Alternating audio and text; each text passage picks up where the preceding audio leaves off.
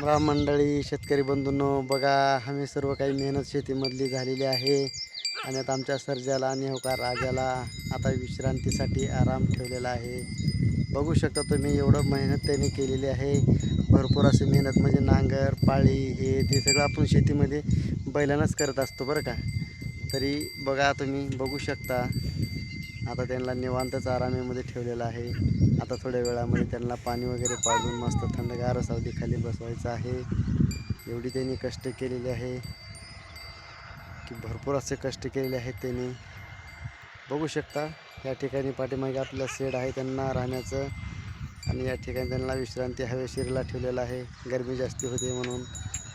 तरी बघू शकता तुम्ही, तुम्हाला वावर पण दाखवतो. बघा हे बघा, हे पूर्ण जेवढं काही दिसतंय काळं सर्व काही आपलंच आहे ते वावर, आणि सर्व मेहनताना पण झालेलाच आहे.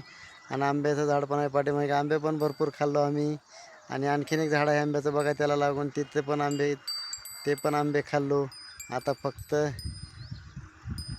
सर्व मेहनत झालेली आहे, फक्त आता सोयाबीनची वाट आहे. बघू शकता पूर्णपणे झालेली आहे आपली मेहनत. तरी आता आम्हाला जायचं आहे, थोडंसं काम आहे, दगड टाकायचे थोडंसं, आणि आणखीन थोड्याच वेळामध्ये आणखीन एक ब्लॉग मी टाकणार आहे. असंच तुम्ही वाट आतुरतेने बघत राहा. एक थोड्या वेळामध्येच आपले ब्लॉग येतील, असे चांगले चांगले छान छान फक्त शेतीविषयीच येतील. तरी सर्वांना राम राम, नमस्कार आणि जय भीम.